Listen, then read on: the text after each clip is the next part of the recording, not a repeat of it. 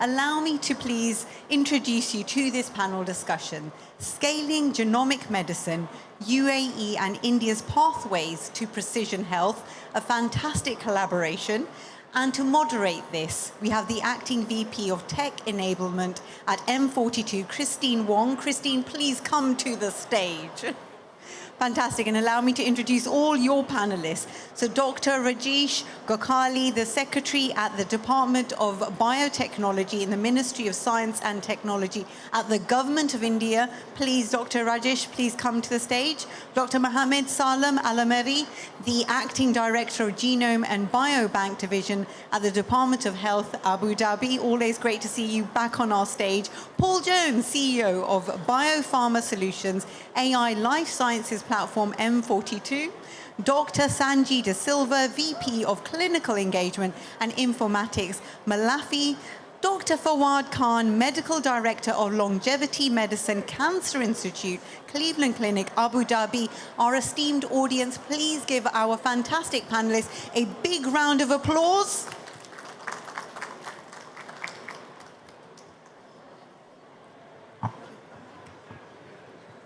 I shall hand over the mic like a baton to you as you take over. Good afternoon, everyone. Thank you for joining us in this panel discussion. And of course, welcome to our esteemed guests as well. The topic that we're going to be discussing about today is population genomics at scale. One fact that I would like to share with you is that the first human genome was actually sequenced in the early 2000s, and it costed about more than $1 billion to sequence that one genome. And over the years, the price to sequence a genome has fallen quite a bit, but we still see the adoption of genomics programs across the world being quite limited. And we have at our panelists here from India and also the UAE, we've seen that they have embarked in ambitious projects in genomics. And we would like to hear a bit more about their experiences, not only around sequencing, but also building the entire ecosystem to support the programs, so that they're able to deliver clinical impact and also to bring economic value to the nation. So let us not wait anymore and start off. If you could, Dr. Rajesh, could you tell us a bit more about some of the ambitions that the Genome Project in India has started on, and also some of the challenges that you face in this project? Yes, thank you very much for this wonderful opportunity to come and interact with all of you here. I think obviously one of the key perspectives that is coming into the healthcare industry is the transition from the classical models to the biology-driven programming of how medicine and healthcare will progress ahead. And obviously that is largely driven by the omics technologies, including genomics as a key perspective of how this will pan out for the future of inclusivity and the accessibility of the healthcare innovations that really need to happen at mass scale. And you would appreciate that India has a very large number of people right now, 1.5 billion people actually, and one needs to find the best quality of healthcare for all of them. I think what we've been able to do is actually, we need to, what Indian adoption of technology and innovation is key to this perspective. And clearly one of the challenges that what we have tried to overcome is to do a pilot project of 10,000 genomes in India. Now this has been a strategic program where 10,000 people have been identified from 83 populations all across the country, actually. And India has a very diverse set of population of number of people with various linguistic features and also various diverse genetic races. So what we had done is we've kind of picked up about 100, you can approximately take it from 100 from each population and assemble them and put them together in a way such that we actually, and all of these are healthy population, self-declared healthy people, so as to generate a baseline map of the country to be able to understand what is the diversity, how many number of genomic variations do we have, what are the kind of unique variations that we can assign to certain people, and how can we really proceed further ahead with it actually. So clearly this baseline now allows you to look at various disease states of people in various different races. Of course, you would imagine that 100 is a very small number, but you start with something and you establish the program, you establish the set capabilities, you establish all the centers that are being able to catalyze these activities. And I think the whole perspective of wellness and combination of various other activities, as you rightly pointed out actually, are very, very important actually. In fact, in India, the classical wisdom is also very important to bring in, and so does the microbiome and other various aspects which are modifiers of these activities.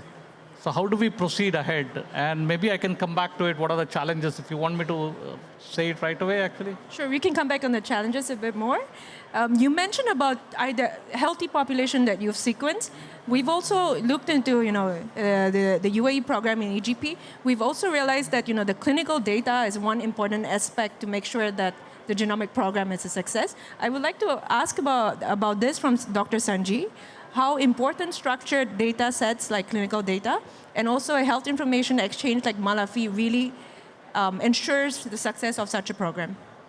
So thank you, Kristin. So I think firstly, we're very fortunate in the UAE to have DOH promoted program of a centralized health information exchange platform, which allows us to capture a huge amount of clinical data, phenotype data primarily, from across the Emirate of Abu Dhabi from every licensed healthcare facility.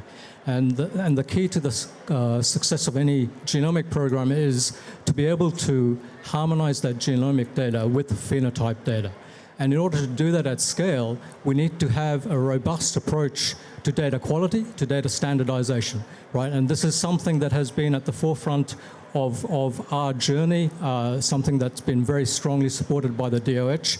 In the last 2 to 3 years, we've really started to move the market to adopt international coding standards. So right now, we have almost got 80% of the market reporting lab results using LOINC coding. We are now starting to capture more data sets standardized to SNOMED, like social history, family history. These things are going to be very relevant and important in large-scale genomic programs. Tumor staging, we're starting to capture that information as well in a structured format using ICDO and LOINC. And having this information in a structured format is going to allow us to implement programs at scale, right?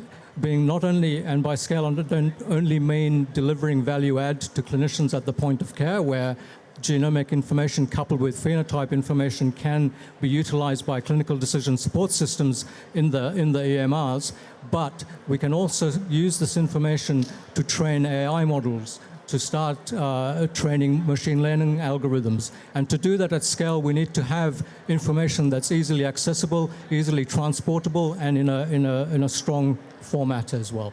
So this is one of our key premises, being able to have and deliver structured data at the point of care and at the point of need to support multiple different programs, and this will definitely be one of them. It seems like Malaffi has laid the foundations really well for a successful genomics program.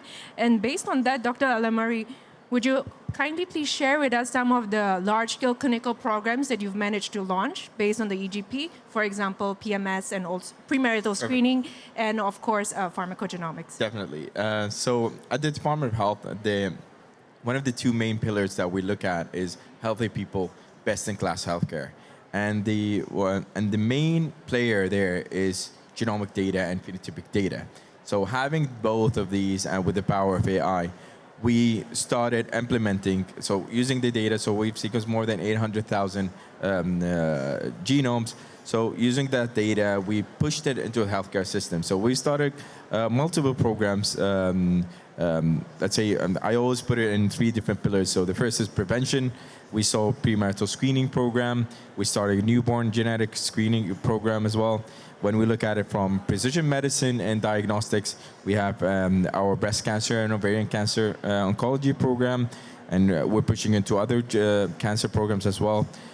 We have the cardiovascular program where we diagnose a patient and then cascade screen the whole family. Similarly with the oncology, that's when it comes to let's say precision medicine. And then the third part is the treatment part, which in my head is split into 2. So pharmacogenomics, gene therapies. So when it comes to pharmacogenomics, we're making sure that every patient that we have within Abu Dhabi would be able to order a report that would have the right medication for them and the right dosage for them.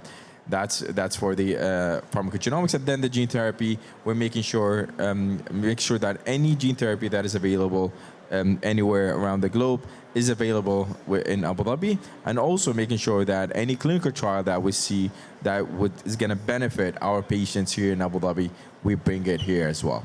So that, let's say, in a nutshell, that's what we're doing at the moment, and we're hoping that we expand even more using the data that we have.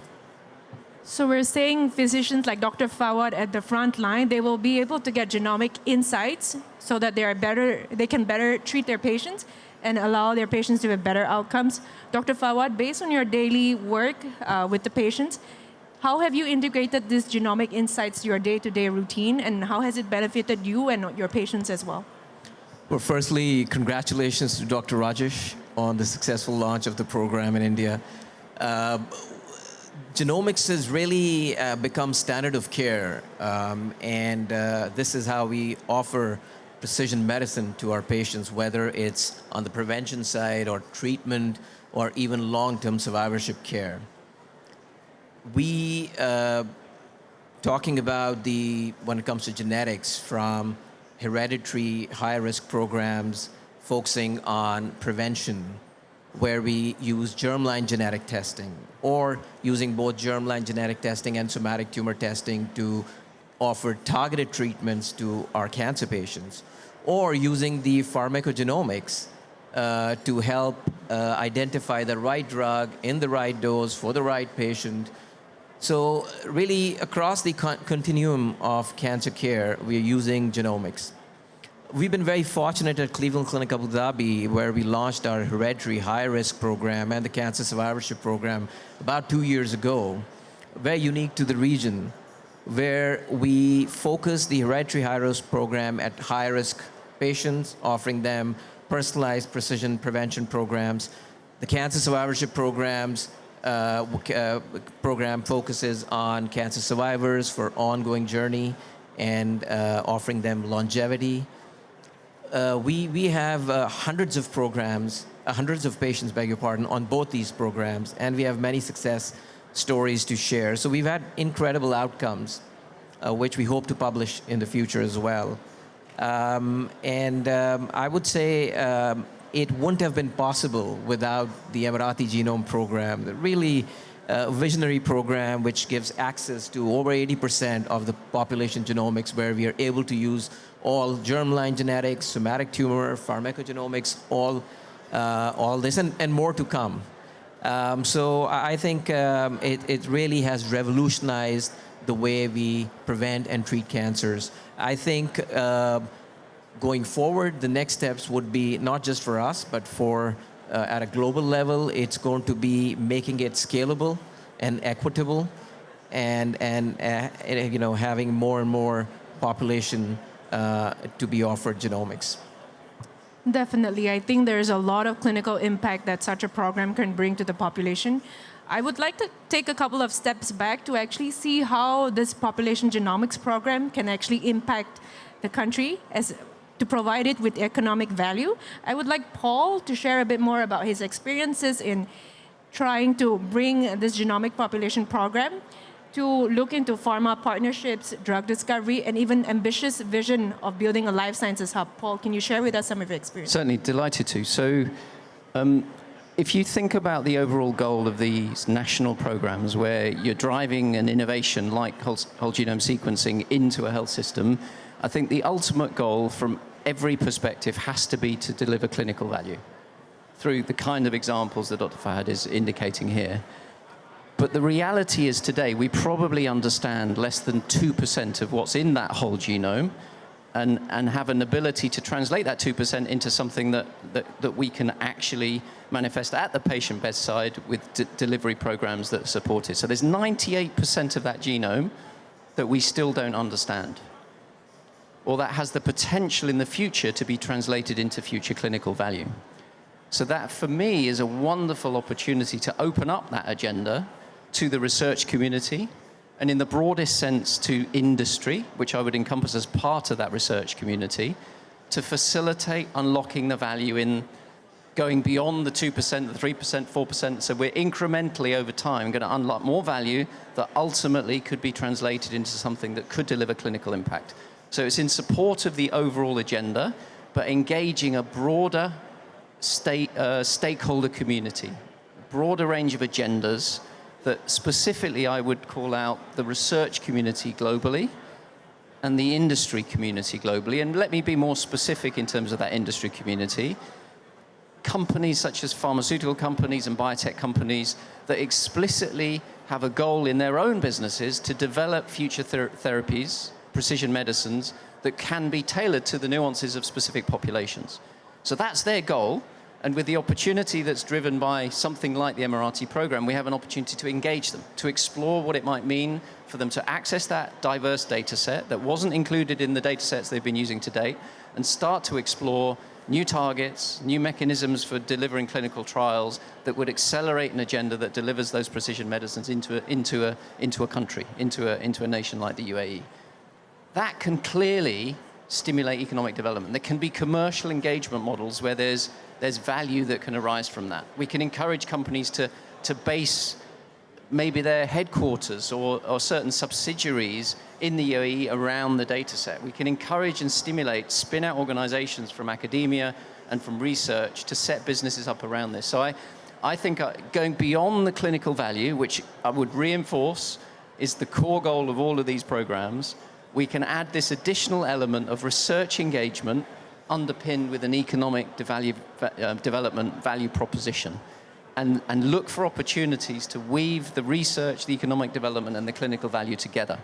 And I would even say when you deliver that value to the clinic, what happens is that you see outliers that don't always respond in the way that you think. And so it can actually, even when you deliver the clinical value, that can also stimulate future research to uncover why the outliers didn't respond in the way that you thought they would. We need more research, more understanding that would allow that to be, in the future, delivered back to the patient bedside.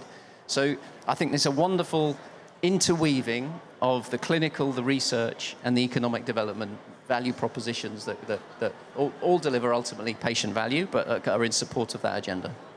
Yeah, definitely. Clinical research, economic development agenda. That's a very nice, I would imagine, a loop which feeds into each other. Circling back now to Dr. Rajesh, based on all the points that have been shared by the panelists, do you see any challenges that you face in the Indian Genome Project that could be overcome?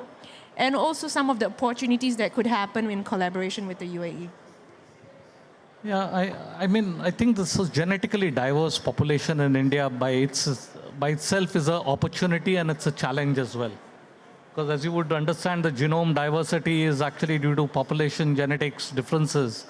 And because we have so many distinct population diversities, you can very easily find out mutations that are very important and essential to be able to look at it. But that means that you have to genome sequence even larger number of communities actually by designing programs that are not done by just mutual understanding, but also by trying to reach out to people at the farthest place to be able to do it. And I think that's been one of the major challenge actually, to look at tribes, to look at communities where the genetic pools and resources are very much, not very diversified, and be able to look at. And that was one of the key perspective of it. And therefore, we really wanted to get into as many communities as possible. And I think that was very, very fruitful as well, I believe, because the data is enormously enriched. And in fact, we're just opening it up for all the research communities, as you're talking about, actually, Paul and Fawad is discussing about it, actually, is that we're opening it to the research communities because that's where we need to really spend our time on.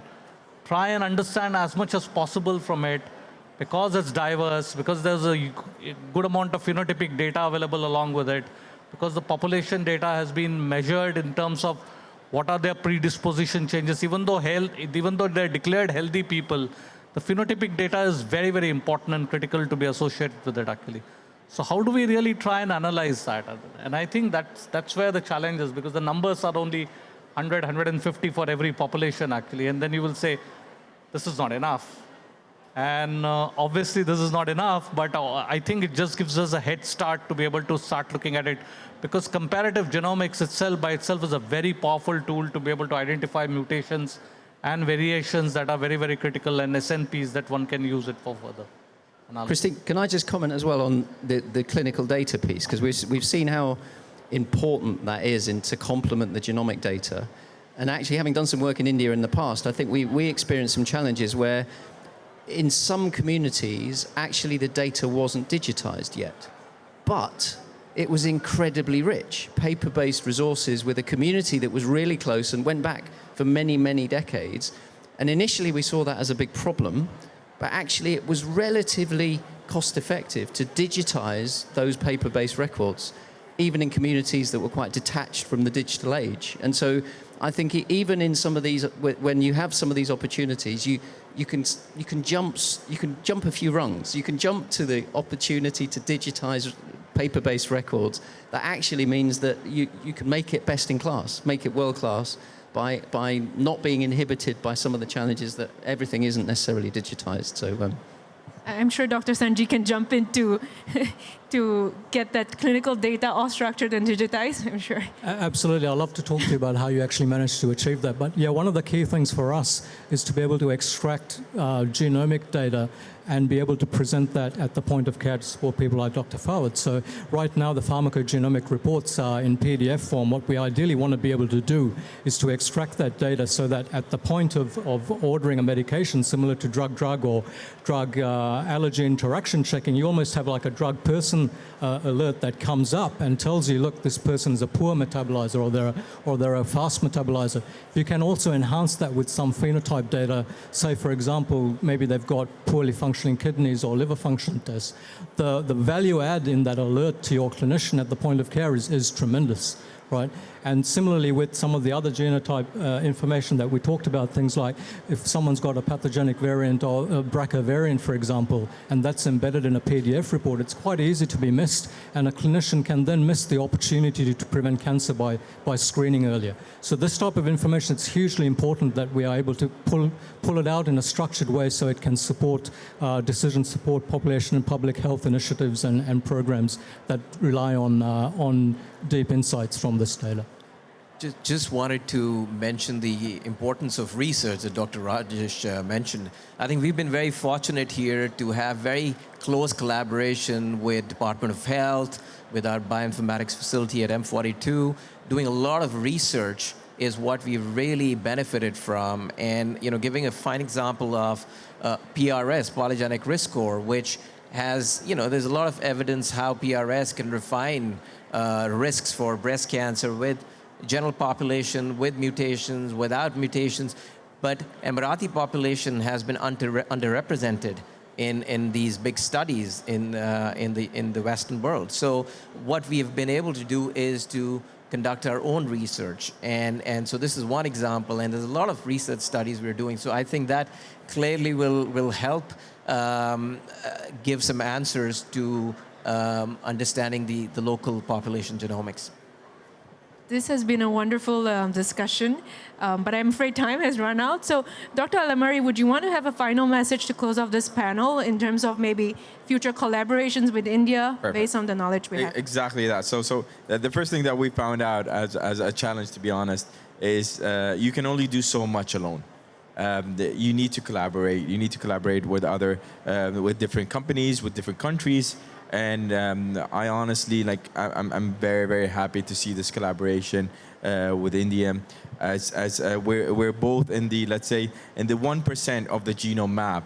And I think representing as a population as big as India, you should be at least around the 50% of the genome map. So having these kind of programs would definitely accelerate drug discoveries that are specific and tailored to the population of India and population of the UAE. Thank you so much for your time. It's a very interesting discussion. And yeah, thank you for that.